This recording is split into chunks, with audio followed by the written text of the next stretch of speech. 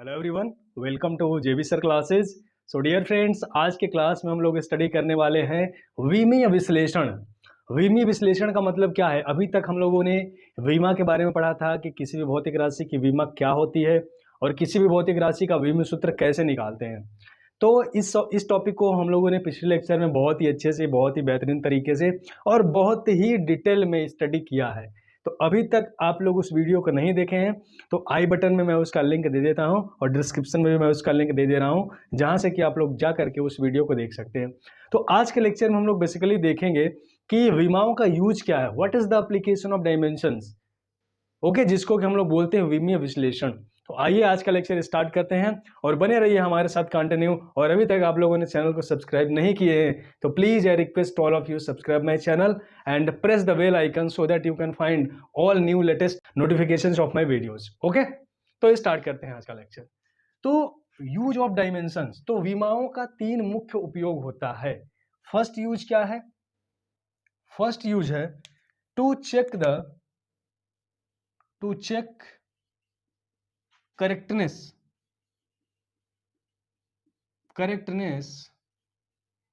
of physical equation,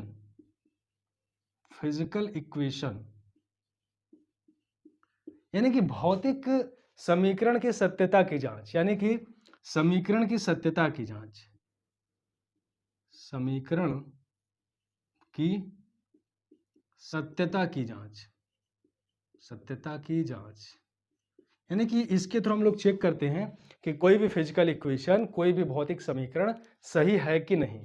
दूसरा क्या है? टू डिड्यूस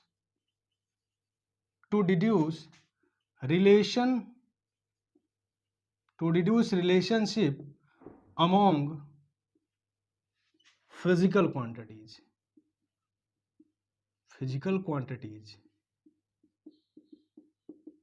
भौतिक राशियों के बीच संबंध स्थापित करना, भौतिक राशियों के बीच संबंध स्थापित करना, स्थापित करना। एंड थर्ड हमारा है to convert a physical quantity from one system to another system, to convert a physical quantity from one system to another system। ठीक है, यानी कि भौतिक राशि को एक पद्धति से दूसरे पद्धति में बदलना,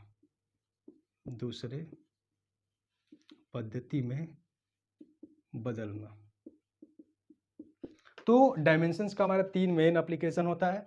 to check correctness of a physical equation, किसी भी समीकरण की सत्यता की जांच करना, और to deduce relationship among physical quantities, भौतिक राशियों के बीच में संबंध स्थापित करना, और तीसरा है to convert a physical quantity from one system to another system, एक पद्धति से दूसरे पद्धति में किसी भौतिक राशि को बदलना। तो आइए वन बाय वन करके हम लोग तीनों टॉपिक्स को स्टडी करते हैं। ओके, तो सबसे पहले हम लोग देखते हैं first topic, to check correctness of a physical equation. To check correctness of physical equations का क्या मतलब हुआ? जैसे फर्स्ट में हम लोग देखते हैं कि किसी भी समीकरण की सत्यता की जांच करना। जैसे कि मैं एक इक्वेशन लिखता हूं, x equals to x not plus v not t plus half a t square. यह इक्वेशन क्या है? यह इक्वेशन किसी गतिमान पिंड की गति का समीकरण है, जहां पर x क्या है? x वस्तु का अंतिम विस्थापन, ठीक है, और x0 क्या है? वस्तु की प्रारंभिक स्थिति,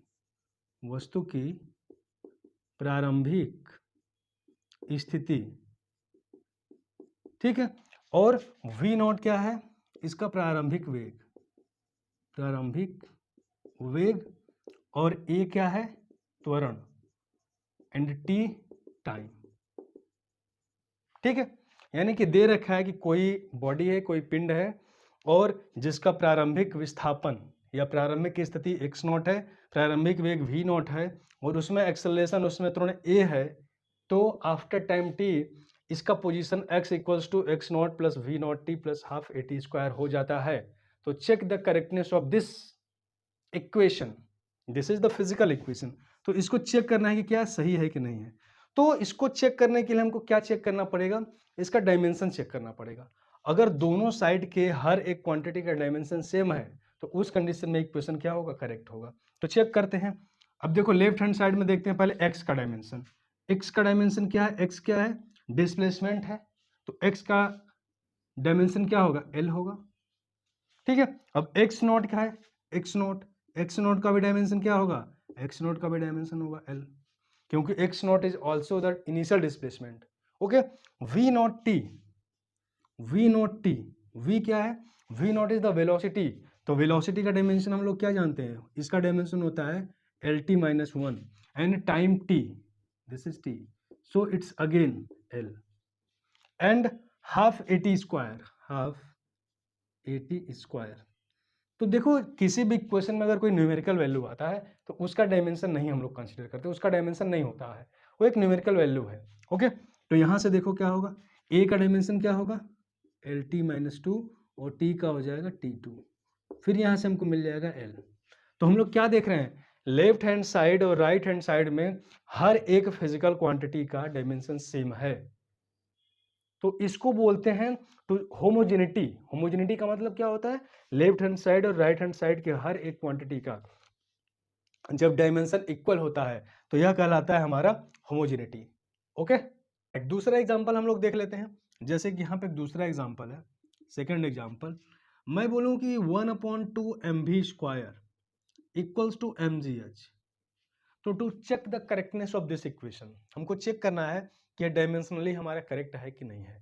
तो अगर यह इक्वेशन डायमेंशनली करेक्ट होगा तो लेफ्ट हैंड साइड का जो डायमेंशन होगा वही डायमेंशन हमारा राइट हैंड साइड का होगा। ओके, स्टार्ट करते हैं चेक करना। देखो left hand side, left hand side का क्या होगा, यहाँ पे m है तो m का हो जाएगा कैपिटल M। v क्या है, v इज द वेलोसिटी, तो वेलोसिटी का क्या हो जाएगा एल टी माइनस वन का स्क्वायर, इसका क्या हो जाएगा M L two T minus two. This is of the left side. Right side का देखो, राइट साइड क्या है एम जी एच, तो एम जी एच का क्या होगा, एम का हो जाएगा कैपिटल एम, जी का क्या होगा, जी is the acceleration due to gravity, तो L T minus to and H का क्या होगा, एच का एल हो जाएगा। So it's dimension formula is M L two T minus to. So we can see that the dimensional formula of left hand side and right hand side is equal, so you can say that this equation is homogeneous equation, यानी कि यह समीकरण एक सही समीकरण है, correct equation है और डायमेंशनली करेक्ट है। बात क्लियर है? ओके, तीसरा एक एग्जांपल और हम लोग देख लेते हैं। क्वेश्चन 3 हम लोग देखते हैं। क्वेश्चन 3 दिया हुआ है p plus a upon we square into we minus b equals to n are T. ठीक, this is the Van der Waals equation. ये क्या है, वंडर वॉल्स इक्वेशन, यह वंडर वॉल्स इक्वेशन है and here P is pressure, P is pressure, V is volume and T is temperature, temperature. So find the dimensional formula of A, dimensional formula of A and B। यहां पे हमको find करना है what will be the dimensional formula of A and B। सो हम लोग कैसे इसको solve करेंगे, देखो अगर यह इक्वेशन डायमेंशनली करेक्ट है तो इस केस में हमको फाइंड करना है what will be the dimension of A and B। Okay, तो अगर इस इक्वेशन में देखें हम लोग P plus a upon we square into we minus b equals to n are t. यहाँ पे हम लोग क्या देख रहे हैं, दिस इज प्रेशर। अब एक बात बताओ, प्रिंसिपल ऑफ होमोजेनिटी क्या कहता है, प्रिंसिपल ऑफ होमोजेनिटी यह कहता है कि हम सेम फिजिकल क्वांटिटी को ही ऐड कर सकते हैं या सब्ट्रैक्ट कर सकते हैं।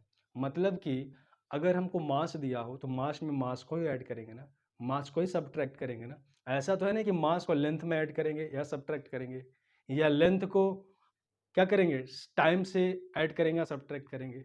कहने का मतलब क्या है, we can add same type of physical quantity, we can subtract same type of physical quantity. Same प्रकार की भौतिक राशियों को हम लोग ऐड कर सकते हैं या सब्ट्रैक्ट कर सकते हैं। ओके, तो अगर यहाँ पे P प्रेशर है, अगर P प्रेशर है तो A/V² क्या होगा, यह भी प्रेशर होगा। ओके, तो जो डायमेंशन P का होगा वही हमारा A/V² का होगा। सो P का डायमेंशन या P का विमा डायमेंशन इक्वल्स टू A/V² का डायमेंशन होगा कि नहीं होगा। तो इसलिए A का dimension of A equals to P का डायमेंशन, P का विमा इंटू V² का विमा होगा। चलो यहाँ पे देख लो इसका P का विमा क्या हो जाएगा। P का अगर हम लोग विमा देखें तो P का विमा हो जाएगा P equals to F/A and V² का V²। तो F का क्या होता है, F इक्वल्स टू F का हो जाएगा mL/T-2 और A का क्या हो जाएगा L2 और V is the volume, volume का क्या हो जाएगा L3 और इसका square. So what we can say, यहाँ पे हम लोग देख रहे हैं इसका क्या हो जाएगा, इसका हो जाएगा m और ये L ऊपर जाएगा तो L-1 और T-2 and into L6। So we can simplify it and we can get m L5 T-2। So this is the dimension of A, this is the dimension of A। अब B का dimension देखो यहाँ से निकालना है, V का dimension निकालना है तो V क्या है, वॉल्यूम है, तो B भी क्या होगा, वॉल्यूम होगा। तो dimension of V equals to dimension of B, जो V का डायमेंशन होगा वही V का डायमेंशन होगा, तो इसका क्या हो जाएगा L3। ठीक है, तो ये हमारा फर्स्ट एप्लीकेशन होता है डायमेंशन का, कि हमको पता हो कि कोई फिजिकल क्वांटिटी ऐड या सब्ट्रैक्ट की गई है तो सेम टाइप की फिजिकल क्वांटिटी को ऐड या सब्ट्रैक्ट कर सकते हैं, और इसका यूज करके हम लोग क्या कर सकते हैं, किसी भी फिजिकल क्वांटिटी करेक्टनेस चेक कर सकते हैं। देखो second application, to deduce relationship among physical quantity, मतलब हमको अगर पता हो कि कोई फिजिकल क्वांटिटी किस पैरामीटर्स पे डिपेंड कर रही है, किन किन भौतिक राशियों पे डिपेंड कर रही है, तो उसके लिए हम लोग फॉर्मूला डिराइव कर सकते हैं। जैसे हम लोग बात करते हैं अभिकेंद्रीय बल की, अभिकेंद्रीय बल, सेंट्रीपिटल फोर्स, सेंट्रीपिटल फोर्स कहाँ पे वर्क करता है, सेंट्रीपिटल फोर्स कहाँ पे वर्क करता है। हमको पता है कि जब कोई भी पार्टिकल किसी वृत्ताकार पथ पे, किसी सर्कुलर ट्रैक पे गति करता है, और अगर इस सर्कुलर ट्रैक, इस वृत्ताकार पथ की त्रिज्या r दी गई हो, ठीक है, और इस वृत्ताकार पथ की त्रिज्या दी गई हो, और यहाँ पे यह v वेलोसिटी से मूव कर रहा है, यह v वेलोसिटी से मूव कर रहा है कोई पार्टिकल, और इस पार्टिकल का द्रव्यमान क्या है, m है, इस पार्टिकल का द्रव्यमान m है, तो हम इन तीनों के बीच में रिलेशन फाइंड कर सकते हैं कि अभिकेंद्रीय बल का फॉर्मूला क्या होगा। मतलब हमको पता है कि कोई सर्कुलर पाथ है, किसी वृत्ताकार पथ में गति करने वाला m द्रव्यमान का पिंड v वेग से r त्रिज्या के वृत्ताकार पथ पे गति कर रहा है, तो इस केस में हम लोग इन तीनों के बीच एक फॉर्मूला डिराइव कर सकते हैं। कैसे, देखो अगर हमको पता है कि इनके बीच लगने वाला अभिकेंद्रीय बल F है, तो F किस पे डिपेंड कर रहा है, F is proportional to m power a v power b and r power c। ठीक है, हम मान लेते हैं कि इसके बीच लगने वाला अभिकेंद्रीय बल द्रव्यमान के पावर a पर, वेलोसिटी के पावर b पर और त्रिज्या के पावर c पर डिपेंड कर रहा है। ठीक है, अब इसको हम लोग सॉल्व करें, यहाँ से क्या हो जाएगा, F equals to a proportionality के साइनेटिक है, कॉन्स्टेंट आएगा K equals to K into m power a v power b and r power c। ठीक है, अब देखो यह इक्वेशन अगर करेक्ट है तो विमीय रूप से भी करेक्ट होगा, डायमेंशनली भी करेक्ट होगा, यानी कि दोनों तरफ का विमा लिखने पर, दोनों ओर का विमीय सूत्र लिखने पर, सूत्र लिखने पर देखो क्या हो जाएगा, इधर का लिखेंगे तो F का हो जाएगा mL/T-2 और इधर क्या हो जाएगा, K कांस्टेंट है, इसका वैल्यू 1 होगा, तो यहाँ से इसका विमा अगर लिखे हम लोग तो m पावर a, v का क्या हो जाएगा lt minus 1 power b and r का क्या होगा l पावर c। ठीक है, इसको और हम लोग क्या लिख सकते हैं, इसको और सिंप्लीफाई करके अगर हम लोग लिखें तो क्या लिख सकते हैं, देखो m पावर a, ठीक है, और यहाँ पे l को क्या लिखेंगे, l पावर हो जाएगा b प्लस सी, होगा कि नहीं। देखो इसका जब मल्टीप्लाई होगा तो l पावर b होगा और यहाँ पे l पावर c है, तो जब बेस सेम होता है तो पावर ऐड हो जाता है, into t power minus b। ठीक है, यहाँ से हो गया mlt माइनस 2। दोनों ओर का तुलना करने पर, कंपैरिजन करो, दोनों ओर के पावर का कंपैरिजन करने पे क्या हो जाएगा, यहाँ से हम लोग कंपैरिजन करेंगे तो क्या मिलेगा, a इक्वल्स टू 1, क्योंकि यहाँ पे m का पावर a है और यहाँ पे m का पावर 1 है, और b plus c equals to कितना हो जाएगा, b प्लस सी का भी वैल्यू 1 होगा, और b का वैल्यू क्या होगा, minus b equals to minus 2, so b equals to 2, b का वैल्यू क्या हो जाएगा 2। अब b का वैल्यू अगर इसको कर लो equation first and this is second and this is third, ठीक है, इस b का वैल्यू अगर इक्वेशन सेकेंड में हम लोग पुट करते हैं तो क्या हो जाएगा, b plus c equals to 1 है, तो b का वैल्यू क्या है 2 plus c equals to 1, so c equals to 1 minus 2 equals to minus 1।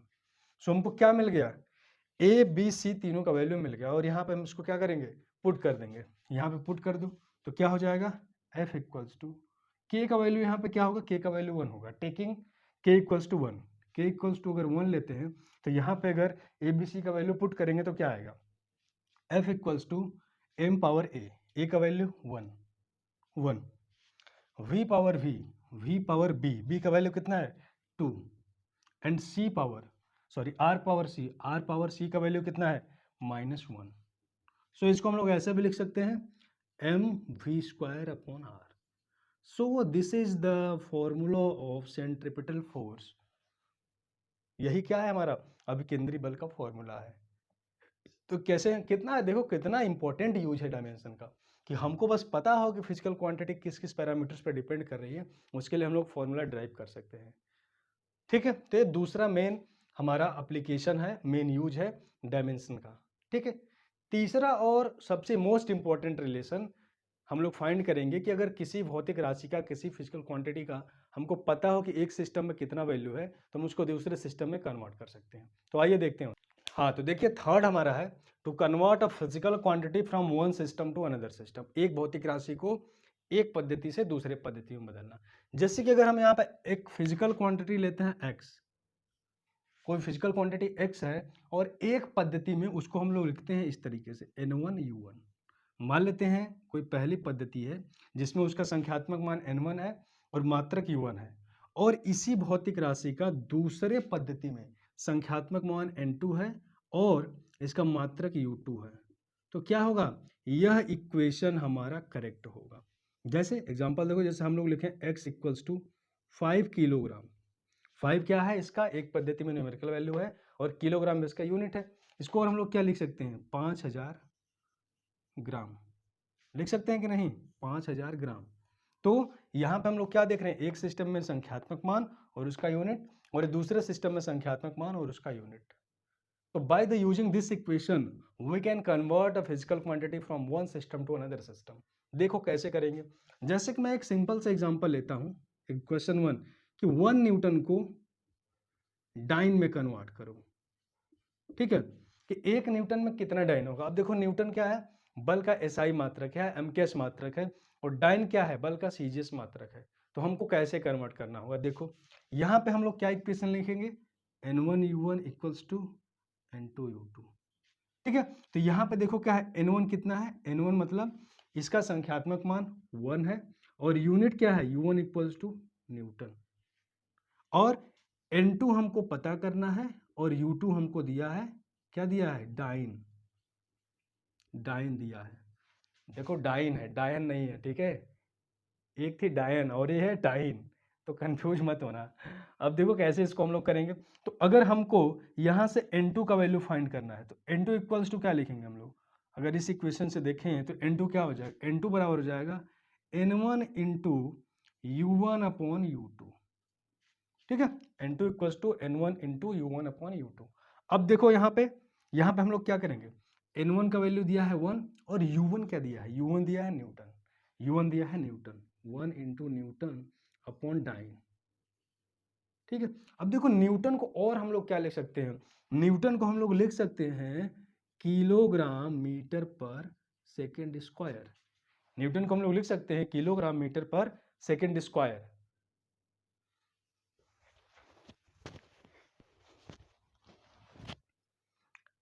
ठीक है, तो यहां पर देखो kilogram metre per second square upon dyne dy यानी।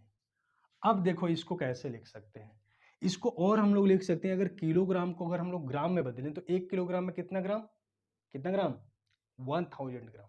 तो 1 किलोग्राम में 1000 ग्राम, 1000 ग्राम इंटू 1 मीटर में कितना सेकंड, सॉरी सेंटीमीटर, 100 सेंटीमीटर, यहाँ पे हो जाएगा 100 सेंटीमीटर बटे second square, second square second square रहेगा, और नीचे हमारा आ गया डाइन। ठीक है, इसको हम लोग क्या लिखेंगे, इसको हम लोग अगर देखें तो यहाँ पे 1000 है, यहाँ पे 100 है, यानी कि यहाँ पे 30, यहाँ पे 20, क्या हो जाएगा 10 पावर 5। इसको हम लोग लिखेंगे 10 power 5 gram centimetre upon second square upon dyne. ठीक है, और यहाँ पे जो gram centimetre per second square होता है, यह होता है 1 डाइन, 1 डाइन के बराबर होता है। तो इसको हम लोग लिख सकते हैं 10 पावर 5 डाइन अपॉन डाइन, यानी कि डाइन से डाइन कैंसिल, और क्या आ गया 10 पावर 5, यानी कि N2 हमारा आ गया 10 पावर 5। बात समझ में आ रही है, तो यहाँ पे क्या हो गया, N2 यहाँ पे पुट हो गया, यानी कि 10 पावर 5, यानी कि क्या क्लियर हुआ, 1 न्यूटन में कितना डाइन, 10 पावर 5 डाइन। तो इस तरीके से एक भौतिक राशि को एक पद्धति से दूसरे पद्धति में हम लोग कन्वर्ट कर सकते हैं। ठीक है,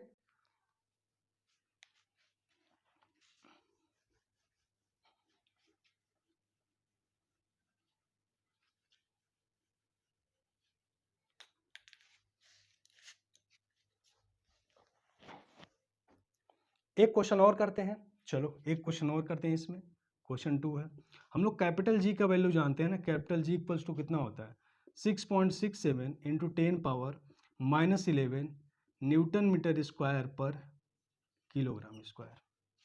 ठीक, इसको हमें कन्वर्ट करना है सीजीएस पद्धति में, तो बस सेम फॉर्मूला यूज करेंगे, कौन सा, n1x equals to n1u1 equals to n2u2। ठीक है, तो यहाँ पे देखो n1 कितना है, n1 equals to 6.67 into 10 power -11, और u1 क्या है, u1 है Newton metre square per kilogram square. ठीक है, और n2 क्या है, n2 हमको फाइंड करना है, और अगर सीजीएस में करेंगे तो सीजीएस में u2 कितना होगा, u2 हमारा कितना हो जाएगा, न्यूटन की जगह पे हो जाएगा डाइन, मीटर स्क्वायर की जगह पे, मीटर स्क्वायर की जगह पे क्या हो जाएगा, मीटर स्क्वायर की जगह पे हो जाएगा सेंटीमीटर स्क्वायर, और किलोग्राम की जगह पे हो जाएगा ग्राम स्क्वायर। ठीक है, तो अब हम लोग यूज करते हैं। अब देखो हमको निकालना है n2 का वैल्यू, तो यहाँ से हमारा n2 इक्वल्स टू कितना हो जाएगा, n2 इक्वल्स टू हो जाएगा n1 into u1 upon u2। Put करो सबका, यहाँ पे n1 का वैल्यू कितना दिया है, n1 दिया है 6.67 इंटू 10 पावर -11 इंटू u1 का वैल्यू देखो कितना दिया है, u1 दिया है Newton metre square per kilogram square, और u2 कितना दिया है, u2 हमारा है डाइन सेंटीमीटर स्क्वायर पर ग्राम स्क्वायर। ठीक है, इसको और देखो कैसे हम लोग लिख सकते हैं, इसको हम लोग लिख सकते हैं 6.67 इंटू 10 पावर -11 इंटू, इसको हम लोग इस तरह लिख सकते हैं न्यूटन अपॉन डाइन,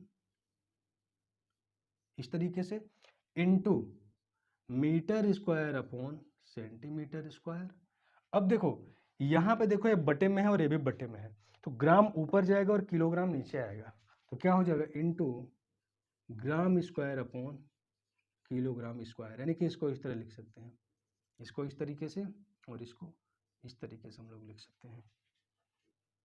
ठीक है, अब देखो इसको कन्वर्ट करो, इसको हम लोग लिख सकते हैं 6.67 इंटू 10 पावर -11 इंटू, अब देखो न्यूटन को हम डाइन में कन्वर्ट करेंगे, तो 1 न्यूटन में कितना होता है 10 पावर 5 डाइन, तो यहाँ पे हो जाएगा 10 पावर 5 डाइन अपॉन डाइन। ठीक, इनटू मीटर, 1 मीटर में कितना सेंटीमीटर, 100 सेंटीमीटर, तो यहाँ पे 100 सेंटीमीटर करेंगे और 100 का स्क्वायर होगा तो कितना हो जाएगा 10 power 4 into 10 power 4 centimetre square upon centimetre square into यहाँ पे देखो ग्राम स्क्वायर और यहाँ पे कितना हो जाएगा 1 किलोग्राम में कितना ग्राम, 1000 ग्राम, तो उसका स्क्वायर करेंगे तो 10 पावर 6 हो जाएगा, यानी कि 10 पावर 6 ग्राम हो गया। अब देखो क्या होगा, डाइन से डाइन कैंसिल, सेंटीमीटर से सेंटीमीटर कैंसिल, ग्राम से ग्राम कैंसिल, बचा क्या हमारा बचा N2 equals to 6.67 into 10 power -11 into 10 power 5 into 10 power 4 into 1/10 power 6। इसको कैंसिल आउट करो, कितना बचेगा 6.67 इंटू 10 पावर -11। अब देखो यहाँ पे 10 पावर 6 नीचे है और 10 पावर 5 ऊपर है, तो ये कटेगा तो वो 10 बचेगा, फिर 10 कटेगा तो 3 बचेगा इंटू 10 पावर 3। इसको सॉल्व करेंगे तो क्या आएगा 6.67 इंटू 10 पावर -8, यानी कि इंटू का वैल्यू कितना हो गया, इतना हो गया। यानी कि सीजीएस सिस्टम में जी का वैल्यू कितना होगा, G equals to 6.67 into 10 power -8 dyne centimetre square पर ग्राम स्क्वायर। बात क्लियर है? तो इस तरीके से हम लोग एक फिजिकल क्वांटिटी को एक पद्धति से दूसरे पद्धति में कन्वर्ट कर सकते हैं। सो आई होप तीनों आप लोगों को बहुत ही अच्छे से क्लियर होगा। मैंने बहुत सटीक तरीके से बहुत ही अच्छे से डील करने की कोशिश की है। फिर भी अगर कोई डाउट होता है तो आप लोग कमेंट सेक्शन में बेझिझक क्वेश्चन पूछ सकते हैं। फिर मिलेंगे एक नए वीडियो में एक नए टॉपिक के साथ। तब तक के लिए मस्त रहिए, व्यस्त रहिए और बने रहिए हमारे साथ। मिलते हैं एक नए वीडियो में, तब तक के लिए थैंक यू वेरी मच।